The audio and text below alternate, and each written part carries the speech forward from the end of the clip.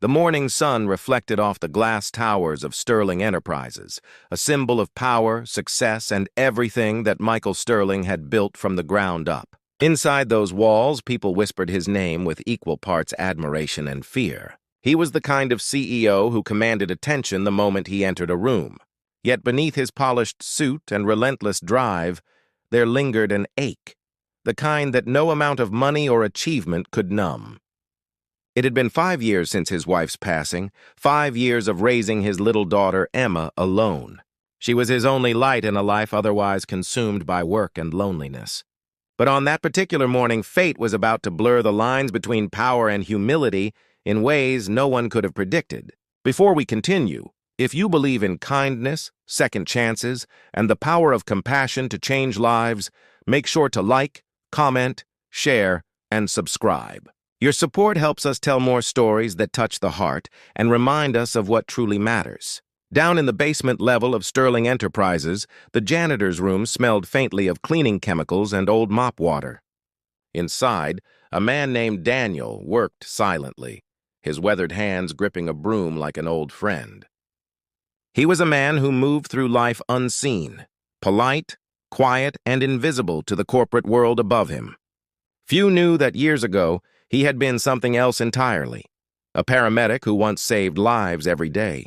But after a tragic accident that took his wife and unborn child, Daniel couldn't bring himself to face hospitals, sirens, or stretchers again. He'd walked away from it all, taking a janitorial job just to survive, to stay somewhere far from the noise of memories. Upstairs, Michael's daughter Emma was skipping along the marble floors, holding a pink teddy bear in her hand. Everyone in the building adored her, the sweet girl with golden curls and curious eyes. She often followed her father to work since he hated leaving her alone at home. The office staff smiled and waved as she passed, her laughter echoing like sunlight through the sterile halls. But that laughter suddenly stopped. It happened near the break room just after Michael had stepped into a board meeting. Emma's nanny, Clara, had been waiting nearby, sipping coffee and scrolling her phone. Emma tugged at her arm, asking if she could get a snack from the vending machine. Clara smiled distractedly and nodded, but moments later the nanny's smile froze. Her face went pale. She dropped her phone, clutching her chest. Her body trembled, and before Emma could even understand, Clara collapsed on the floor. "Mom's not moving!" Emma screamed, tears filling her wide eyes. She didn't know what to do. She only knew that someone had to help. People stared from afar, frozen in shock, whispering, unsure. Executives in tailored suits hesitated, not knowing how to react. Then, out of nowhere, the janitor appeared. Daniel had been mopping a hallway nearby when he heard the child's desperate cry. Instinct took over. The mop clattered to the ground as he sprinted toward the sound. When he saw Clara on the floor, her breathing shallow, her skin pale, his old training surged back to life. "Call 911!" he shouted to no one in particular, already kneeling beside her. The crowd around him backed away as he checked for a pulse. It was faint. Her breathing was erratic. Without hesitation, Daniel began CPR, pressing his hands rhythmically on her chest, counting under his breath. The office floor, once silent, now echoed with the sound of urgency, the sound of one man fighting time itself. Emma stood close by, sobbing uncontrollably. Daniel paused just long enough to look up and whisper, "It's going to be okay, sweetheart. I promise." Then he kept going.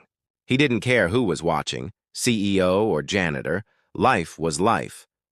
The paramedics arrived minutes later, but to everyone, those minutes felt like hours. When they took over, Daniel stepped back, sweat dripping from his forehead, his hands trembling slightly from both exertion and memory. He hadn't done CPR since that terrible night years ago when he failed to save his own wife. But this time the story was different.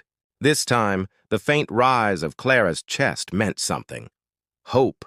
By the time Michael arrived, his heart pounding, he found his daughter in the arms of a nurse, her face buried in tears. He turned to see the paramedics loading Clara onto a stretcher, her pulse returning, color slowly creeping back into her face. And beside them stood Daniel, his uniform damp, his eyes distant. "Who did this?" Michael demanded, still in shock. One of the paramedics gestured toward Daniel. "He saved her life. If it weren't for him, she might not have made it." The CEO turned, truly seeing the janitor for the first time. He wanted to speak, to thank him, but Daniel simply nodded and walked away, picking up his mop again as if nothing had happened. Over the next few days, word spread through Sterling Enterprises like wildfire. The story of the humble janitor who saved someone's life, and not just anyone, but the CEO's own daughter's nanny, became the talk of every corridor. Michael couldn't shake it from his mind. He called Daniel into his office a week later. The janitor hesitated before entering, hat in hand, unsure what to expect. Michael stood by the window, looking out over the skyline. "You saved someone very dear to me," he began. "My daughter. She hasn't stopped talking about you." Daniel smiled softly, his voice quiet. "I just did what anyone would have done, sir." "Not everyone would have," Michael replied, turning to face him. "You did, and I owe you more than I can ever repay." But Daniel didn't want repayment. "I'm just glad she's okay," he said. "That's enough for me."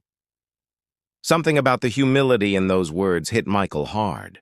For years, he'd measured success in numbers and profit margins, but standing before this man, a janitor who once wore a paramedic's badge, he saw a kind of greatness that no money could buy. In the days that followed, Michael found himself thinking about Daniel constantly. He asked HR for his file and was shocked to learn the details of his past, the loss, the grief, the years of quiet resilience. He learned that Daniel worked overtime shifts just to afford a small apartment and donate part of his paycheck to a local orphanage. The revelation changed something in Michael. He realized how disconnected he'd become from humanity, from compassion, from gratitude, from life itself. His wife's death had closed him off, turned him into a machine of success.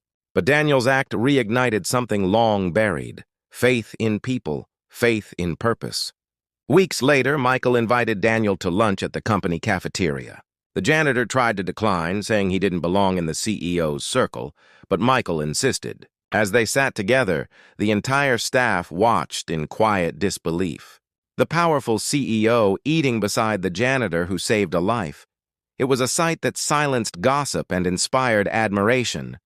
During that meal, Daniel shared stories of his past, how he once rushed through the night saving lives, how he'd lost the courage to continue after losing his family. "Sometimes," he said, staring into his cup of coffee, "life takes everything away from you just to see if you'll still choose to help someone else." Michael felt his throat tighten. "You did," he said. "And maybe that's what this company, what I, needed to be reminded of." That day marked a turning point. Michael began transforming Sterling Enterprises from the inside out. He launched an emergency training program for all employees, ensuring everyone knew how to respond in crises. He started a foundation in memory of his late wife, one that helped low-income workers and supported first responders struggling with trauma. And he promoted Daniel, making him the head of the new safety initiative. For Daniel, it was more than a promotion. It was redemption, a second chance to use his gift to find purpose again. He began mentoring others, teaching them CPR, emergency care, and the importance of compassion in every moment. Employees who once ignored him now sought his guidance, eager to learn not just skills but strength. Months passed, and the atmosphere in the building changed. It wasn't just about deadlines anymore. There was warmth, unity, humanity. Every time Emma visited, she would run to Daniel, calling him Uncle Dan, her laughter echoing through the halls again, a sound that made both men smile. One afternoon, Michael stood at his office window watching Daniel lead a training session below. He thought about how one act of kindness, one decision to help, had changed so many lives.